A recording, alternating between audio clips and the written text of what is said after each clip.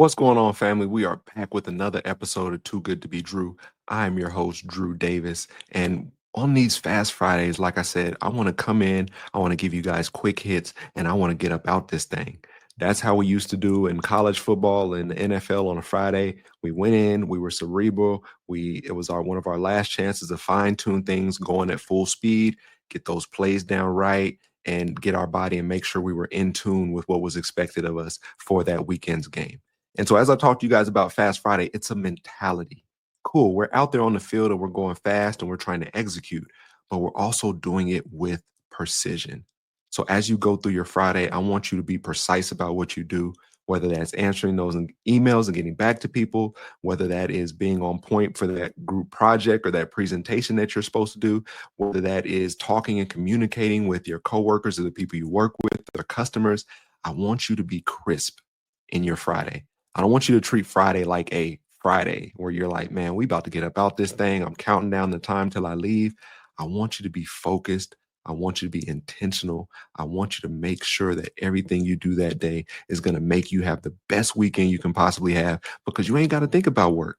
You've done everything. The hay is in the barn. You've did what you were supposed to do. And now you just sit back and reap the benefits of being a kick-ass individual, if I can say so myself. But looking at that, I ran into this interesting thing this week. I went to was at the grocery store and I was going to my truck and I looked around and there were just all these carts just scattered about the parking lot. And one thing I do when I'm at the store, if I see a cart that is in close proximity to me, and I will grab it and I will walk it back to my mom calls them buggies. She's from South Carolina. But I take these carts and I pretty much push it and either give it to somebody that was looking to grab one, or I pretty much put it back in the place where it goes, where you return it after you're done shopping. And I was at Ralph's this past week and there was a cart that was right by my truck. So I grabbed it and there was only one place to return the cart to. It was in the middle of the parking lot. And so I can see why a lot of people left them, but I'm also like, y'all, it ain't that hard. So I grabbed this cart and I walked it and I'm walking it over there to put it back in the return cart place. And I run across another buggy or cart. And then I run across another one. And then I turn around and I look around the parking lot and I see about 10 to 15 carts scattered around where people just put their groceries in their car, pushed the cart to the side or pushed it up on a little platform that has a tree to keep it and just left it there. Now, me being the person that I am, I try to give people a little bit of grace. I'm saying, okay, maybe these people were in a rush. They had to get their kids to a recital or they had to cook dinner and make sure dinner was ready for their family that night. But then there's also a part of me that's like, dog, this takes 20 seconds. 20 seconds out of your life to return this cart back to where it goes to make someone else's life easier. And so what I did is I went by and I grabbed about 5 or 6 carts and I returned them to where they went to the return place. And now the return thing was full. And so I stacked some carts right next to it to make sure that they wouldn't kind of trail away if there was some wind blowing or something like that. But by myself individually, I went and collected about 6 or 7 carts. It took some time out of my day to do this small solid that might have helped the young boy that's going to have to go out there and collect all these carts in 95-degree heat in the middle of June. And I just made his life a little bit easier. And what I'm going to do as a life coach and a performance coach, I'm always going to challenge you guys to go one step further and challenge yourself to do something that's going to take a little bit more willpower for you to push through. That's going to help you develop this term of just grit, of being able to push through things that you don't necessarily have to do, whether that's mentally or physically, but I'm also going to stretch you. I'm trying to make you do more. I'm going to say, hey, I know you can do a little bit more. You grab one card, okay, go grab two. You grab 2 cards, man, let's shoot for 4. But this doesn't necessarily just apply to carts. I'm always going to take something from life, spin it, weave it, drop it, flip it up, rub it down, spash that. And I'm going to give it to you guys as something that's digestible.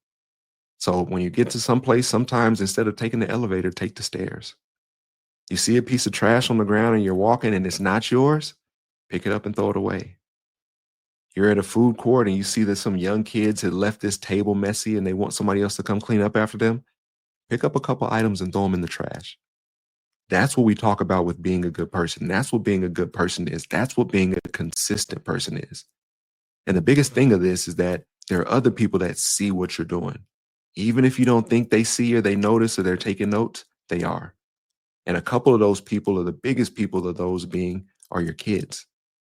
Kids see you do that and they say, man, I've always seen my dad or my mom or my aunt or my uncle do something extra. I've always seen them go out of their way to make somebody else's job easier. I've always seen them take the road less traveled rather than going down the road that a lot of people are on. And it takes a lot of mental fortitude to do that. It takes a lot of self awareness to be able to do that, to be able to look around your environment and see that things are a little bit disheveled. But if you take a couple minutes with some concerted and focused effort, it'll be done just like that. And so I talked about picking up trash, I talked about returning carts. But once you get into the work area, this is sending one more email, sending a thank you email, asking somebody if they want some lunch when you're going out somewhere, really looking someone in the eye and asking them how was their day, and that you're not just saying it as a pleasantry as you're walking past them, but you really wanted to hear how their day went. I'm trying to develop and create better people. And a lot of that has to do with self awareness, and that has a lot to do with application as well. You hear this stuff and you know it, but do you implement it? Do you put it into action? My college coach used to say, I can tell you guys what to do, but I also need to show you guys. We tell you guys what to do on the field, but we show you guys what to do on the film. So out on the field, we're doing something. Inside this meeting room, we're doing something. So with these two forms of communication that I'm creating for you guys, you're more likely to pick something up. Self awareness is sexy. It really is. And the more you guys are self aware and the more you guys put things into action, the more that you operate differently because you're built differently, the more the world around you starts to change. And I hope that everyone takes a little bit of time to see what's one or two things I can do throughout my day that can separate me from the competition. What's one or two things I can do throughout my day that can make me better than the person that I'm competing against? What are one to two things I can do throughout the day that can make me a better person? Forget that I'm competing against somebody else. How am I getting better as a person day by day? Am I the best person that I can be already? So I should just give up and throw in the towel and go collect my trophy? Or am I doing things for a bigger cause, a bigger reason, and for some more people that are around me because I want to make the world a better place? Thank you for tuning in to Too Good to Be Drew. I am your host, Drew Davis. And I hope that Fast Friday hit gets you thinking a little bit more critically as you go throughout your day and as you operate even through this weekend. But I hope you guys enjoy the bonus interview that I have for you guys today as well. Sometimes we just fall in here on Fast Friday and I just give you guys a little bit of food, some hors d'oeuvres, a small little entree to snack on to keep you fed as we get through the weekend. But I'm always doing these interviews with some very, very special people. And I want to make sure that you guys have time to check them out and that you guys have time to write some notes and to think and ponder on it some more. So thank you for your support. We appreciate you. I'll catch you next week. Stay healthy.